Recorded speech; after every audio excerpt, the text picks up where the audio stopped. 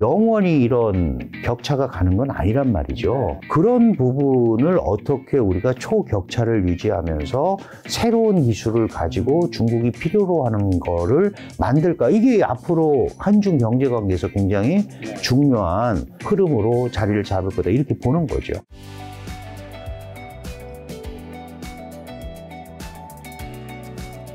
최근에 이제 중국 경제가 어렵다라는 말이 진짜 많이 들리잖아요. 네네. 지금 현재 2024년 벌써 이제 2월인데 지금 중국 경제는 어떻고 뭐 소비나 투자 수출 좀 어떤 상황인가요? 네, 사실은 중국이 뭐 전 세계적인 현상이지만 코로나 팬데믹을 겪으면서 다른 나라하고는 완전히 다른 봉쇄 정책을 했고, 그렇죠.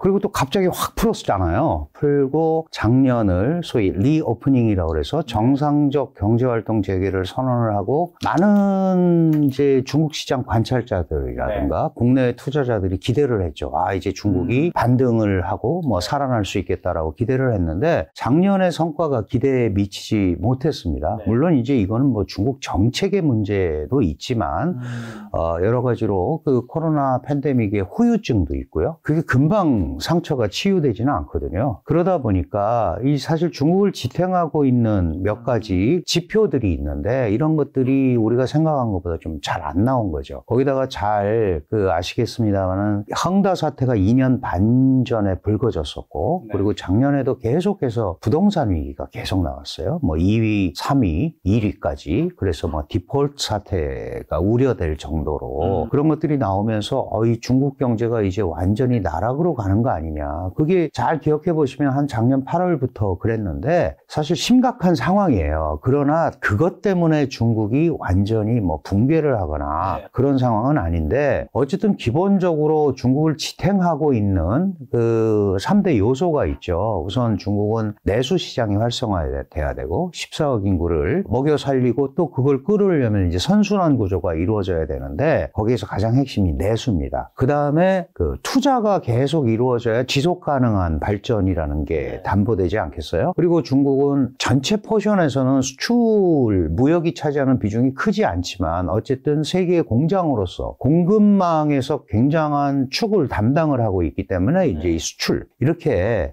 크게 내수, 투자, 수출이 있는데 이 지표들이 생각보다 좋지 않은 거죠. 특히 소비 진작이 잘 안 되고 있고, 투자 같은 경우는 이제 민간 투자가 잘 안 일어나고 있어요. 그러니까 정부 투자를 통해서 하드캐리하는 형태가 지금도 이어지고 있고, 수출 같은 경우도 이제 미국에 제일 많이 수출하는데 멕시코한테 그 이제 제1 수출국 자리를 뺏겼단 말이죠. 그러니까 전반적으로 기대보다 못 미치는 거예요. 그리고 굉장히 완만하게. 그렇다고 성장률이 떨어지는 건 아니거든요. 근데 지금 보면 한 작년에도 5.2% 했다고 그러니까 그건 절대 낮은 숫자가 아니죠. 그럼에도 불구하고 중국에 대한 기대보다는 굉장히 탄력을 못 받고 있다. 이런 것 때문에 이제 걱정들을 하는 거고요. 특히 한국 같은 경우는 이제 중국이 옆에 있고 실제로 중국의 영향을 많이 받을 수 없는 상황이기 때문에 이제 중국 경제가 어떻게 가느냐가 이제 우리한테 매우 중요한데, 이런 거는 좀 우리가 피했으면 좋겠다. 중국이 잘 안 되고 붕괴한다 라는 게 우리한테 절대 복음은 아니에요. 그럼 돼서 우리한테 좋을 게 뭐가 있느냐라는 거를 생각을 하면서 그 얘기를 해야 되는데, 너무 뭐 중국이 붕괴한다 이런 쪽에 초점을 맞추는 것은 지금 상황에서 그렇게 크게 맞지는 않는 말이다, 이런 말씀을 드리고 싶어요. 뭐 이제 많은 분들 중국에 대해서 이제 좀 감정이나 정서력이 안 좋으신 분들이 그런 걸 좀 좋아하는 분이 조금 그게 더 많이 들어가 있죠. 네. 실제로 이제 중국이 무너지면 우리도 별로 좋지는 그렇습니다. 않을 수 있다. 그래서 저도 이런 이제 그 유튜브라든지 이런 데서 얘기를 하면 사실 제목이 굉장히 자극적이잖아요. 그렇죠. 그런데 그거는 이렇게 가면이라는 전제가 앞에 있는 거죠. 그런데 마치 당장 무슨 엄청난 붕괴라든지 이런 것들이 올 것처럼 그런 분위기를 조성할 필요는 없다. 저는 대비는 해야 되지만 그런 생각을 갖고 있습니다. 자, 그럼 최근에 IMF에서 발표한 경제 성장 전망 보고서에서 중국 경제 성장은 낮게 전망했다고 하는데 어떻게 전망했고 그 이유는 뭘까요? 일단은 지금 탄력이 안 붙고 있으니까 예를 들어서 뭐 전체적으로 보면 한 5% 내외에서 4.2%까지 이렇게 하고 있다가 나중엔 또 좀 올렸습니다. 4.6%로. 이 경제 성장 전망치는 사실 사실은 중국 정부의 발표나 이런 것들을 잘 못 믿잖아요. 그러니까요. 못 믿기 때문에 뭐 무슨 의미가 있냐 이렇게 말씀을 하시지만 실제로 중국이 이런 GDP 성장을 계속 지속 가능한 발전으로 끌고 가야 되는 이유가 있죠. 왜냐하면 중국의 국가 목표는 2050년에 세계 최강의 국가가 되겠다는 거죠. 미국을 물리치고. 네, 그게 이제 물론 세계 최강이라든가 이런 말을 잘 안 했어요. 국제사회에서 가장 큰 영향력을 발휘하는 국가가 되겠다. 그럼 지금은 다 아시다시피 그게 미국이니까 그렇죠. 미국을 물리치고라는 게 들어있는데 그래서 2050년에 명실상부한 제1의 국가가 되려고 역산을 해보니까 계속해서 5% 내외로 성장을 해야 되더라. 더 이제 정확하게 중국의 기관에서 나온 거는 4.76%씩 계속 성장을 해야 2050년이 되면 세계 최강의 국가가 된다는 거죠. 그리고 이걸 뒷받침하는 게 이제 1인당 GDP가 1% 오를 때마다 약 250만 개의 일자리가 창출이 된다. 그러면 중국에 한 1200만 정도의 신규 취업 인구가 있는데 이 사람을 소화하려면 적어도 5% 내외는 가야 새로운 이 취업을 계속 달성할 수 있는 거거든요. 그런 걸로 보면 이렇게 5% 내외가 성장이 돼야 되는데 지금 IMF나 월드뱅크나 이런 데서 볼 때는 중국 경제의 어떤 회생 이거를 얘기하기에 중국의 의도대로 갈 수 있겠냐에 대한 일종의 그 의문을 표시하는 거예요. 예를 들면 작년에 5.2%를 성장했다고 하는데 보면 뭐 철도 운송량이라든지 이런 걸 보면 그렇게 안 나올 것 같은데 그러면 이제 올해 전 세계가 갑자기 뭐 새로운 어떤 흐름을 가지고 경기가 활성화되지 않는다면 중국만 나홀로 성장하기가 굉장히 어려울 것 같다. 이런 판단을 하는 거죠. 그렇기 때문에 조금 보수적으로 잡는 경향들이 이런 소위 국제 경제기구의 소위 전망치에서 나타나는 게 아닌가 이렇게 볼 수 있습니다. 2050년에 이제 세계 최강이 어쨌든 이제 중국의 목표였는데 사실 실제 몇 년 전까지만 해도 중국이 미국 이길지도 모른다라는 이야기가 정말 많이 나왔었단 말이죠. 근데 그게 싹 들어갔는데 그렇게 중국 경제 성장률이 이토록 낮아진 이유, 뭐 성장 발목을 잡고 있는 아까 말씀하신 내수와 투자, 그 수출에서 다 발목이 잡혔기 때문인 건가요? 그렇다고 봐야죠. 기본적으로 물론 이제 이게 국내외적 요소가 다 결합이 돼 있습니다. 당연히 그 세계적 국가로 성장하기 위해서는 국제사회에서의 그 소위 무역이라든가 시장이라든가 이런 것들의 영향력이 계속 발휘가 돼야 되는데 중국만 겪은 건 아니지만 코로나 팬데믹을 겪게 됐고 글로벌 경기가 전체적으로 부진했고 그 사이에서 소위 주요 강대국들은 각자 도생 자기만이 살겠다라는 정책을 펼쳤고 대표적으로 미국의 양적 완화라든지 고금리 정책이라든지 이렇게 되니까 미국의 그 물건을 파는 국가들은 상대적으로 또 영향을 받을 수밖에 없거든요. 그러다 보니까 안 좋았는데 사실은 이 전조는 코로나 팬데믹 이전부터 있었던 거죠. 그거는 이제 중국 경제가 그 당시만 해도 뭐 2028년이 되면 세계 최강이 될 거다. 왜냐하면 중국 인구는 14억이고 그게 예를 들어서 뭐 미국은 3억 명 인구지만 구매력 계산으로는 이미 2015년에 미국을 따라잡았다라고 얘기를 하고 있었거든요. 구매력으로 보면. 그런데 실질적으로 따라잡는 것도 2027년이나 2028년이면 가능하겠다라고 얘기를 했던 겁니다. 그런데 여러 가지 이유로 국제 경제 시스템 속에서 중국도 움직이니까 국제 경제에 영향을 받을 수밖에 없었던 거예요. 이제 이런 상황에서 시진핑이라는 이제 독특한 지도자죠. 과거에 예를 들면 덩샤오핑이 개혁 개방을 통해서 사회주의와 시장 경제를 접목시키고 그거를 그 이후에 이어지는 장저민이나 호진타오가 따로 했단 말이죠. 개혁 개방 노선을. 그리고 2012년에 시진핑이라는 새로운 지도자는 이게 이 정도면 이제 중국의 독자성을 강조하면서 뭘 해도 되겠다. 중국의 역량을 중국식으로 좀 투사해 보겠다라는 생각을 하게 됐고 그게 이제 본격적으로 나타난 게 19차 당대회부터입니다. 19차, 그러니까 재작년에 20차 당대회가 있었고 19차 당대회가 열릴 때부터 무슨 생각을 했냐 하면 이제 중국이 이 정도면 그동안 중국의 힘을 숨기면서 뭐 이렇게 해보자. 도광영해라고 많이 들어보셨잖아요. 예. 그것보다는 이제 중국의 힘을 국제적으로 투사해보자.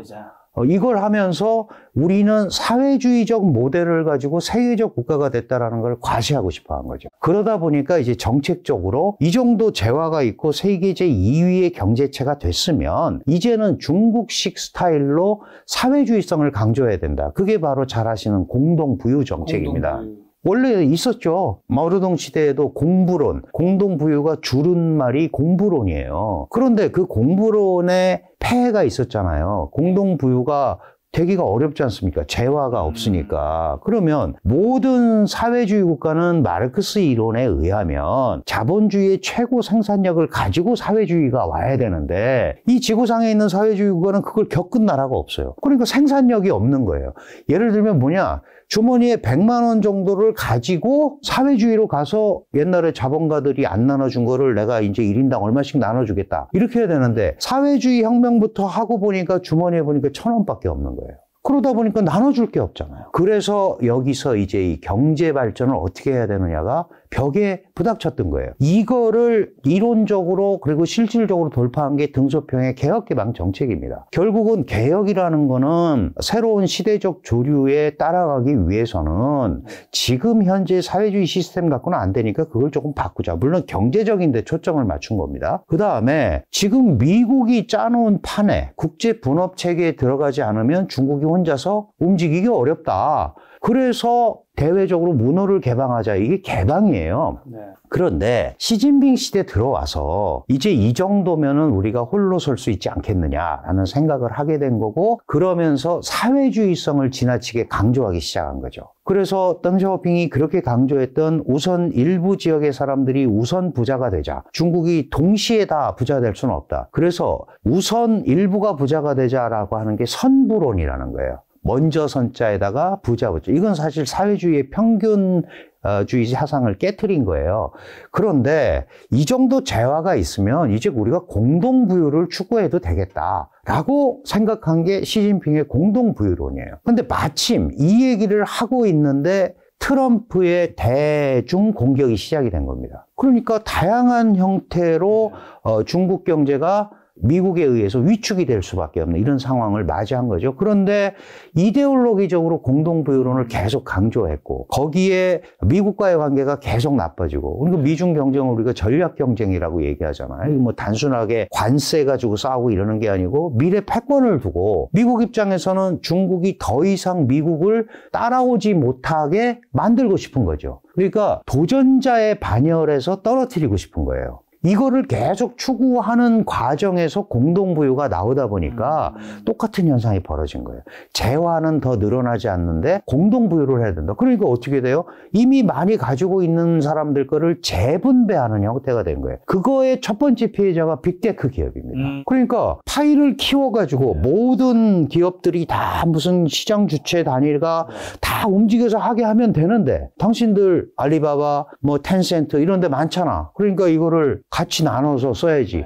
그러면서 이게 규제처럼 비춰지게 된 거예요. 그러면 이걸 바라보는 시장 투자자들은 아니 중국이 파이를 키울 생각을 안 하고 그나마 경쟁력이 있는 빅테크 기업을 공산당이 통제하려고 그러는 거 아니야? 그렇다면 저기에 계속 투자하거나 이러기가 어려운 거 아닐까? 그렇죠. 라는 것들이 이미 2018년, 19년 이때부터 시작이 된 겁니다. 그게 코로나 팬데믹을 겪으면서 더 세졌고 그래서 그걸 만회하려고 리오프닝 정책을 작년에 했는데 그것도 성과를 별로 못 거두고 그러다 보니까 중국을 바라보는 시각들이 아 이제 중국은 끝난 거 아니야? 차이나 피크가 지나간 거 아니야? 아니면 위기관리 능력이 없는 거 아니야? 이렇게까지 가는 거예요. 그렇게 가다 보면 무슨 일이 벌어지냐면 이제 중국은 더 이상 투자 대상이 아닌가 보다. 못 믿는 대상인가 보다. 이게 소위 얘기하는 차이나 피크론에서 이어지는 중국에 더 이상 기대할 게 없다. 중국 무망론이에요. 네. 이렇게까지 온 게 상당히 퍼져 있죠. 그런데 모든 게 다 그럴 수는 없잖아요. 아닌 분야도 있고 중국이 그 상황에서 또 나름대로 잘하는 분야도 있고 그렇습니다. 그러니까 그런 것들은 우리가 전체 큰 덩어리로 보지 말고 조금 세부적으로 세분화해서 보는 지역별, 업종별 이런 노력들을 사실은 해야 될 때다. 이게 중국이 어디 아프리카 저쪽에 있어서 우리하고 이렇게 관계가 상대적으로 덜하면 괜찮은데 바로 옆에 있잖아요. 인천에서 닭이 울면 청도에서 들린다. 거꾸로도 그렇죠. 네. 중국 청도에서 닭이 울면 인천에서 들린다는 말이 있을 만큼 지리적으로 가깝단 말이죠. 영향을 안 받을 수가 없는 거죠. 그리고 싼 게 있는데 뭐하러 비싼 운임 주고 돌아가겠어요. 그러니까 안정적으로 유지되는 그건 중국도 마찬가지입니다. 그런 관계가 어디에 있는지를 우리가 찾아보는 노력. 이런 것들이 이제는 시작이 돼야 될 때다. 몇 년 전부터 많은 분들이 얘기하셨어요. 그런데 이제 전반적인 차이나 피크론, 거기에 뭐 이제 중국은 끝났다. 이런 추세가 그런 거를 다 덮고 있으니까 그런 대안도 없이 그럼 차이나가 저렇게 되면 우리는 뭘 하지? 라는 생각보다는 일단 중국이 어렵다라는 데만 너무 초점을 맞춘 이런 흐름이 지금 지속되고 있는 거 아닌가 이런 말씀을 드리고 싶고 당연히 중국이 어렵죠. 옛날보다 어렵고 그리고 뭐 구체적으로 이거를 돌파할 방법이 있는지에 대한 의구심도 있어요. 있지만 여전히 5%대 성장을 하고 있기 때문에 다른 지역보다는 어쨌든 그 소위 공간이 조금은 있지 않느냐라는 생각을 할 수밖에 없다. 물론 여기에는 중국 정부가 적극적으로 이 상황을 제대로 파악하고 이걸 개선하려는 정책 전환이 있어야 되고 그게 전제가 돼야 됩니다. 지금같이 계속 버티기로 가면 그거는 이제 서서히 침몰할 수밖에 없는 그런 구조가 되는 거죠. 그럼 공동부유 정책으로 인해서 중국 빅테크 기업이 힘들어졌다고 말씀해 주셨는데 지금은 빅테크 기업들이 좀 괜찮은 상황인 건가요? 아직 완전히 뭐 이렇게 개선이 되거나 그러지는 않았는데 우리가 이제 한 가지 주의해야 되는 게 작년 12월 11일, 12일에 경제 공작회의라는 게 있어요. 해마다 12월에 중국에서는 내년도의 경제 정책을 어떻게 펼칠 것이냐. 이거에 대해서 이제 회의를 하고 시진핑이 주재를 합니다. 여기 이제 베이징에서 열렸는데 요번에 뭐 안정 속의 성장 그다음에 발전으로 안정을 촉진한다 뭐 이런 표현에다가 새로운 표현이 하나 나왔어요. 그게 바로 설립후파입니다. 그러니까 먼저 세우고 나중에 파괴하겠다. 무슨 뜻이냐 하면 지금까지는 여기에 이러이러한 문제가 있네. 그러면 저거부터 우선 해결하고 새로운 방향을 만들자 이랬다가 그런 폐해를 봤잖아요. 잘못된 거 특히 부동산 정책에서 저거는 다 망해가는 기업한테 계속 돈을 빌려줬더니 문제가 생기더라 이거죠. 그래서 규제를 했잖아요. 자기 자본 100% 넘어가면 돈 안 빌려주겠다, 뭘 어떻게 하겠다. 3대 가이드라인을 제시했더니 금방 자금이 경색이 돼서 그게 민생으로 바로 파급이 되고 부동산 시장이 완전히 이상하게 되는 걸 목도를 했단 말이죠. 그러니까 바이러스를 먼저 없앨 게 아니고 방향을 정하고 바이러스를 퇴치하자로 바꾼 거예요. 설립. 우선 방향을 정하자. 그러니까 이건 무슨 말씀이냐 하면 갑자기 지금 시진핑이 자기가 옛날에 했던 얘기, 중국의 당국이 먼저 했던 얘기를 완전히 뒤집을 수는 없습니다. 그러나 방법론에 있어서는 조금 새로운 형태가 나왔다. 그러니까 바이러스가 있는 걸 알면서도 어떻게 일부는 공존할 수도 있잖아요. 그러면서 경착륙이 하는 연착륙을 시킬까를 이제 본격적으로 고민을 하고 있고 그게 이제 다음 달 초에 열리는 양회의 정부 업무 보고 총리가 이제 발표를 하는데요. 거기에 상당 부분 들어 있어야 할 거다라고 예상을 하고 있습니다. 만약에 거기에도 안 들어 있으면 이거는 왜냐하면 중국이라는 데가 거대 경제체이기 때문에 정책을 펼치면 금방 효과가 안 나타나요. 대개 6개월 뭐 이렇게 걸리거든요. 그러면 지금 봄에 정책을 내야 하반기 정도에 이 흐름이 나오는데 이걸 또 그냥 실기를 하면 그만큼 또 늦어지는 거거든요. 왜냐하면 경제라는 게 심리인데 우리 정부가 소위 소비 심리, 경제 심리 회복을 위해서 이렇게 직접적으로 뭘 하는구나를 정부가 이제는 보여줄 때가 됐다. 이제 그런 면에서 올해 경제 흐름, 방향에 이제 3월 전국 인민대표대회에서 좀 기대를 하는 거죠. 아까 중국이 이런 상황에서 잘하는 분야가 있고 못하는 분야가 있다고 해주셨는데 어떻게 나뉜 건가요? 기본적으로 중국은 사실은 이제 과학기술로 무장된 사회주의 국가를 만들겠다라는 게 목표예요. 왜냐하면 국제 경제 흐름에서 어차피 시장을 해외에 많이 의존하잖아요. 특히 중국의 글로벌 밸류 체인에서 중국이 차지하는 비중이 한 40% 정도 되거든요. 그러니까 중국계 공급이 돼야 되는 거예요. 그런데 국제 경제 체제가 나빠지면, 경제 시스템이 나빠지면 중국이 직격탄을 또 맞잖아요. 네. 물론 이제 중국과 관계되는 많은 국가들도 직격탄을 맞습니다. 그런데 이런 거를 해소하려면 결국은 자기 기술을 가지고 자립할 수 있는 산업 기술이 있어야 그런 영향을 덜 받는 거죠. 계속해서 그 기술은 안 돼, 이 기술은 안 돼라고 원천 기술이 없게 되면 문제가 생기는 거예요. 그런데 지금 아시다시피 AI 분야도 상당한 정도로 발전을 했고, 양자 컴퓨터 같은 경우는 세계 최강입니다. 미국을 이미 물리쳤죠. 그런데 이 AI에 매우 중요하게 들어가는, 인공지능에 들어가는 반도체가 발목을 잡고 있는 거예요. 그러니까 반도체에 대한 미국의 억제,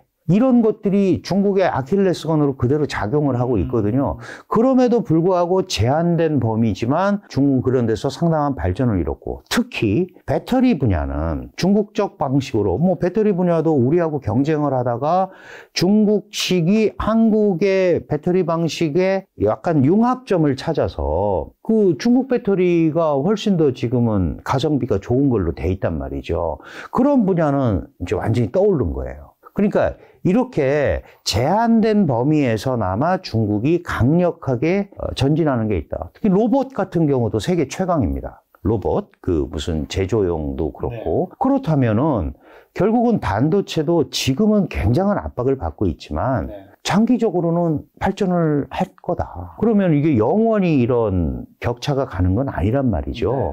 그러면 그런 부분을 어떻게 우리가 초격차를 유지하면서 새로운 기술을 가지고 중국이 필요로 하는 거를 만들까? 이게 앞으로 한중 경제관계에서 굉장히, 네, 중요한 흐름으로 자리를 잡을 거다, 이렇게 보는 거죠. 그리고 시진핑 주석이 발표한 자국의 경제 성장 목표치가 IMF가 발표한 것과 다르게 상향 전망한 이유는 있나요? 뭐 기본적으로 중국 내부에서는, 네, 그 중국 경제가 서방이나 이런 국제 경제 기구가 보는 것보다 훨씬 더 안정적이다라는 거를 국내외적으로 메시지를 계속 발출을 해야 되는 거죠. 예를 들면 지금 이제 3월 초에 전국 인민대표대회 총리가 읽는 정부 업무 보고에서 주로 이제 매번 강조되는 게 이제 올해 경제 성장률이 얼마다. 몇 년 전부터 이제 찍어서 하지는 않죠. 뭐 5% 내외를 발전시키겠다. 그런데 요거 전에 중국에는 31개 성시가 있어요. 그죠? 뭐 북경시, 상해시, 산동성 무슨 성들이 있잖아요. 이 31개 성시에서 지방인민대표대회를 엽니다. 그래서 각 지방마다 올해 우리는 몇 %를 성장하겠다라는 걸 위로 올리죠.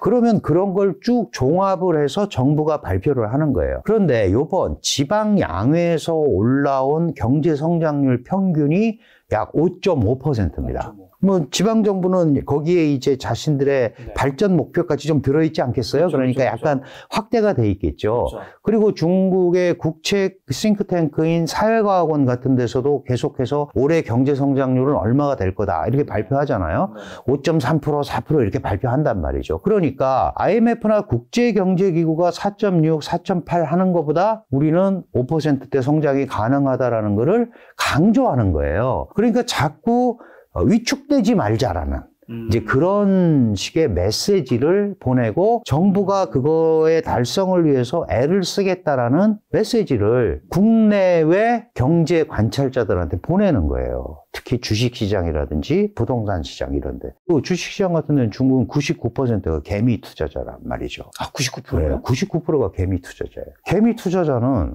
연기금을 갖고 하는 데는, 네, 일부 좀 손상을 받아도, 네, 만회할 길이 있지만 개미 투자자들은 영끌을 해가지고 투자한 거기 때문에 어떤 종목이, 네, 타격을 입으면 그 개미 투자자는 그냥 나락으로 가버리는 거예요. 그렇죠. 사회 불안이 되는 거예요. 그거를 그래서 이번에 증권 책임자, 시장 책임자도 교체하고, 시진핑 주석이 스스로 내가 이 주식시장을 챙기겠다라는 메시지도 발출하고, 이런 것들이 바로 대표적인 중국 경제가 서방에서 보는 것처럼 그렇게 나약하지 않다라는 거를 웅변적으로 얘기하는, 네, 그러나 결과가 말해 줄 거기 때문에 뭐 그 말을 100% 믿을 수는 없지만 정부의 의지는 그러하다라는 거를 강조하는 거죠. 말씀하신 건 중국 주식 시장은 이대로 무너질까요? 좀 괜찮아질까요? 사실은 이제 주식 시장이라는 거는 경제하고 같이 가는 거죠. 같이 가죠. 그리고 특히 선행하고. 주식이라는 거는 어쨌든 투자에 의해서 자금이 유입이 되는 거니까 사실 중국이 주식 시장이나 부동산 시장을 살리려고 굉장히 애를 썼죠. 뭐 한 30여 개 조치가 나왔는데 그 정도 조치 가지고는 중국 주식 시장에 긍정적인 신호를 주기가 어려웠던 것 같아요. 특별하게 그 어려웠던 이유가 예를 들어서 그 유동성 공급이라든가 뭐 이런 뭐 지준율 떨어뜨리면 뭐 몇백조가 간다 이런 정책 정도 가지고는 시장이 반응을 잘 안 하는 거죠. 증시안정기금도 약 2조 위안 우리 돈으로 한 380조 정도 됩니다. 이런 거를 넣는다고 얘기를 했고 시 주석이 또 내가 직접 챙기겠다고 얘기하고 증권의 수장을 교체하고 그러니까 이게 뭔가 직접적으로 손을 대겠구나 그러면 약간 반등을 하죠. 그러나 그 이후에 후속 조치들이 안 나오면 저게 그냥 말로만 저런 거 아니야? 라고 해서 다시 가라앉게 돼 있어요. 그런데 중국이라는 국가 시스템이 결국은 소비 심리나 시장 심리가 회복이 안 되면 경제가 어렵단 말이죠. 그러니까 어떤 형태로든 간에 작년보다는 주식 시장도 일정 부분 갑작스러운 반등은 아니지만 우상향 기조를 유지하려고 애를 쓰는 조치들을 할 거다. 그리고 실제로 이런 발언들이 나오면 좀 반짝반짝하는 거는 나타나고 있죠. 그러나 이제 본질적으로는 중국 경제에 대한 신뢰, 흐름에 대한 신뢰 이런 게 회복이 돼야 그런 현상이 나타나지 않을까 이렇게 생각을 합니다. 그럼 주식 시장이 이러면 부동산 시장은요? 중국 부동산 작년에 뭐 파산 이슈도 있었고 빈집도 굉장히 많다고 들었는데. 그렇습니다. 사실은 이제 중국 경제에서 부동산 시장이 가지고 있는 게 한 25% 정도 된다고 그래요. 4분의 1이 이제 부동산 시장과 연계돼 있고 단순하게 내수만 연계돼 있는 게 아니고 중국이 광활한 토지 자원을 가지고 부동산을 개발을 하는데 지방정부가 개발상 그러니까 지금 알고 있는 우리가 뭐 비후이엔이라든지 그 헝다라든지 이런 개발상들에게 토지를 불화해주고 그 개발상의 소위 자금을 지방정부가 보증을 해서 이제 은행에서 차입을 시켜준 거란 말이에요. 그러면 이게 개발이 안 되면 그게 고스란히 지방정부의 부채로 남는 거예요. 그러니까 지금 1억 3천만 채 정도의 빈집이 있다라고 얘기하잖아요. 그러면 그 1억 3천만 채를 짓기 위해서 들어간 금융 비용이 그대로 빚으로 있다는 거죠. 그러면 이거를 지방정부가 책임을 져야 되는데 그러면 이런 우려를 이미 10여 년 전부터 이런 모델 가지고 지속 가능한 발전은 하기 어렵다라는 얘기를 이미 많은 사람들이 했었어요. 그런데도 왜 이 부분을 처리를 못했냐 하면 결국은 지방정부가 이런 발전 방식, 개발 방식을 통해서 지방재정의 약 40%를 충당했단 말이죠. 그 중앙정부가 주지 않아도 한 40% 정도를 이 소위 토지를 가지고 개발하는 방식으로 했기 때문에 만약에 이런 발전 방식을 중단을 시킨다면 모든 부분이 전부 중앙정부의 재정으로 해결을 할 수밖에 없는 상황이 된 거예요. 그러니까 이런 부분들을 한 30년, 40년 이렇게 유지를 해왔기 때문에 갑자기 정의하기가 어려웠는데 그 사이에 이제 국제적으로 문제가 생겼고 팬데믹이 생기고 또 이제 미중 전략 갈등이 강화가 되고 그다음에 중국의 사회주의 경직성, 공동부유 이런 것들이 겹치면서 굉장히 어려운 부분으로 가버린 거다.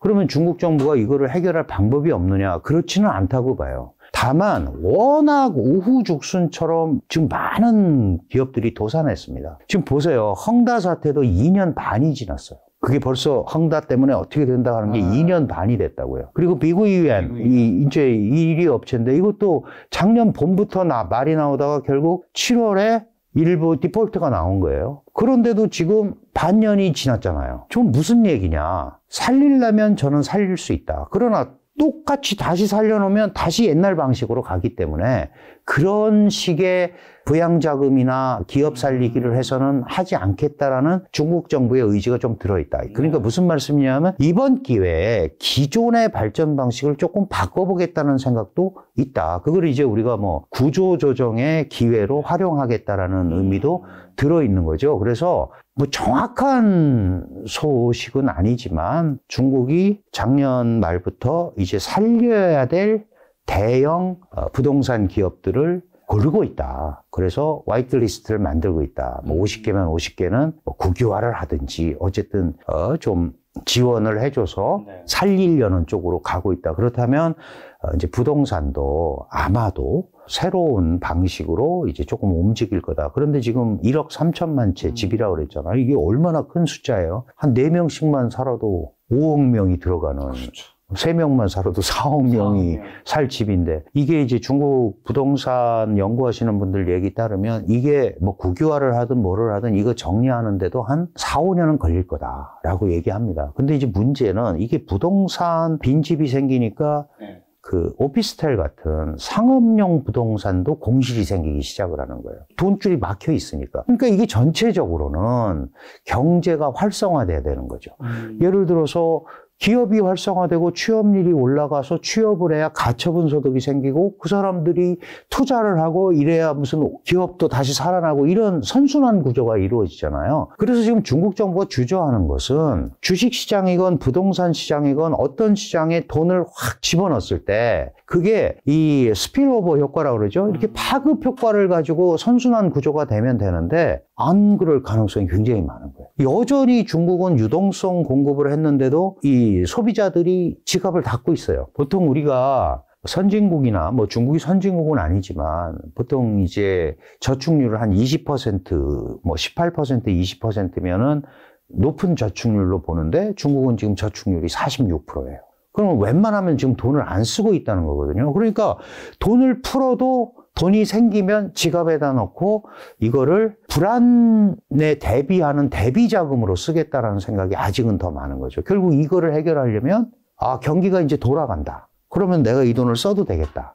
라는 마음이 들게 해주는 정책들이 받침이 되고 국제사회의 경기가 또 그거랑 맞물려 가야 되기 때문에 이게 무슨 뭐 중국 정부의 정책만 갖고 해결되는 건 아니다. 우리도 똑같지 않습니까? 대한민국 경제도 마찬가지예요. 대한민국 경제는 뭐 2%도 안 되고 또 우리도 IMF에서 밑으로 내리고 그러는데 그 이유가 한국만의 문제는 아니잖아요. 이게 다 엮여 있기 때문에 결국 중국 경제도 똑같은 거죠. 그런데 중국 경제는 국제적 파급력이 매우 센 경제가 됐기 때문에 그런 영향을 더 많이 받는 겁니다.